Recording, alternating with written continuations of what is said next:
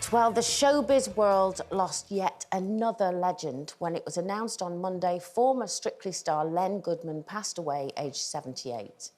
He truly was one of a kind who was known for his famous catchphrase, 7. Today, we are joined by someone who first met Len at the age of 9. Please welcome Shirley Ballas.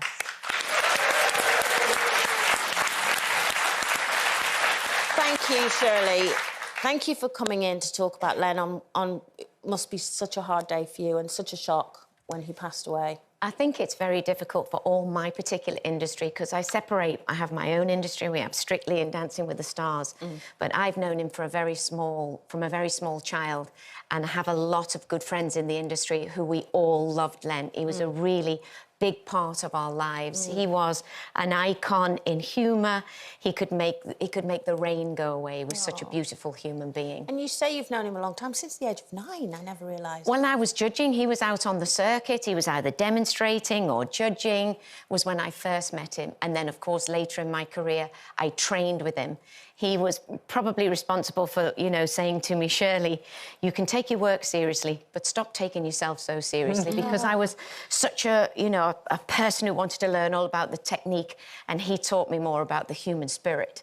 So, and I will take that with me forever. He's just, so it was such a wonderful man. Yeah, he really was. And it must have been so hard. I mean, he's known your son since... Because your son does Dancing with the Stars. That's correct. And he calls him, is it Uncle Len still? Well, Mark started on Dancing with the Stars when he was 21 years old, and he's known Len since he was a little boy, a baby. We have a photograph somewhere of him as a baby. And he would say, Uncle Len, and he'd go, it's Len, Mark, you're dancing, I'm the adjudicator. And, yes, and I went to see the launch show last year when Mark decided he was going to do Dancing with the Stars, and I saw Len there, and I got my last and final cuddle with him there, and he was still, even though he'd got quite frail, I thought, because I hadn't seen him in a while, he was still, you know, full of humour. Come on over here, you know, and he liked a cuddle. And that smile. And that smile, it was just piercing. But you suspected that something was wrong with him, didn't you? I kind of felt he didn't look the best that I had seen him, as with a lot of people in my industry. We kind of knew, but everybody we're close quarters, we don't put it all out there, you know, we keep it very personal, we protect our own. So, yes. Yeah. Shirley, what did you learn from Len when you took over judging? What was the best advice he gave you? Well, again, it was don't take yourself so seriously. You know, it is the audience know a lot about dancing, he told me. You know, they are experts. Come in, give them a few tips about the technique and really enjoy also the performances that are there to entertain. It's not always about your forward walk, you know, you'd say that in East End accent.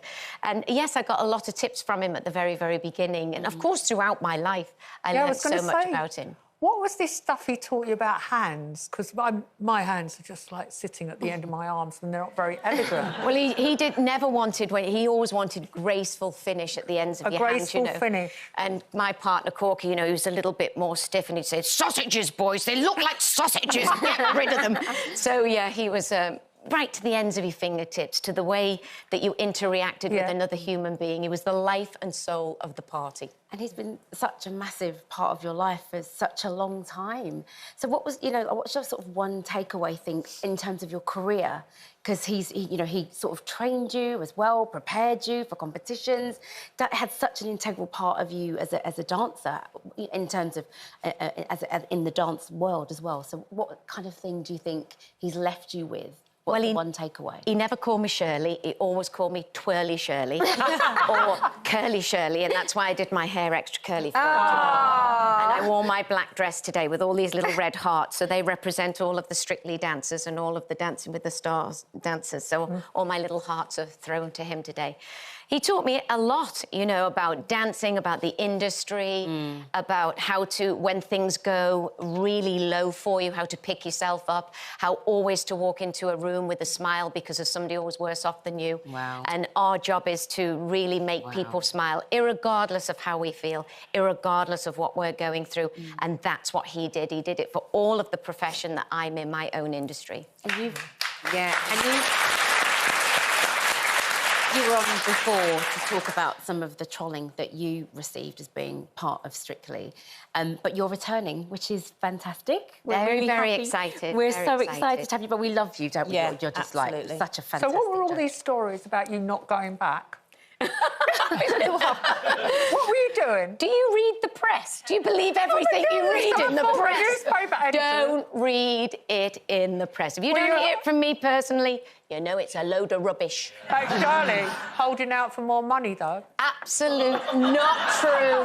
Well, I'm going to look you in the eye. Absolutely not true. Good for you. Yeah. Well, we are so happy that you're going back. Yeah. Yeah. I'm very excited. That If Anton anybody could Woo, have filled I'm ready. Len's shoes, it was you, Shirley, to be honest. Well, with I you. don't think I could ever fill Len's shoes, but I No, can but put being my such a- fluffy slippers next to him. Yeah, exactly. And just the As love well. that you feel for him as well. I do.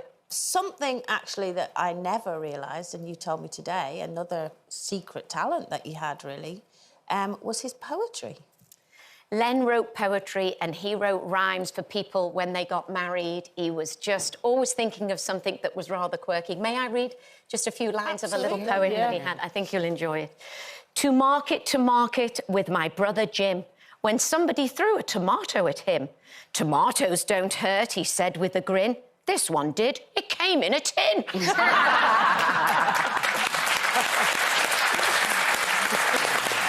And that was Len. You know, he was just always cheerful, loved to write poetry to Richard Gleave and some of my really dear friends. He wrote something beautiful on their wedding day. He was always writing. He was a fun guy. He was extraordinary. He will be greatly missed. And every step of this series, when I take it on Strictly, I'll be thinking about him. And talking about wedding days, have you got any wedding days planned in the future? No, now this is news. This is news. I love my boyfriend to bits, but I have made a conscious decision this year, as I'm sitting here now with you wonderful women, not to get married.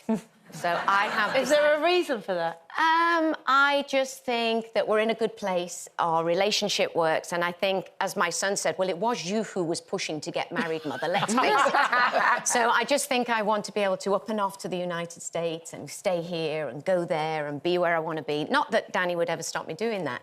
But I think we have a really beautiful relationship. And I don't really think it was ever in the cards for him, marriage, either. No. And I think I was being a bit of a pushy cow, you know what I mean? Have you got the engagement ring, though? I do have one, but I'm going to make that into a dress ring, so I can wear it for Strictly. Good idea. Oh, it's so nice. And good luck with everything. We love you on Strictly. We all absolutely loved Len. Yeah. And I couldn't think of anyone nicer to come on and do such an amazing tribute than you yourself, who was such a good friend. And we're all thinking of you, and obviously all his family. Thank you, Shirley.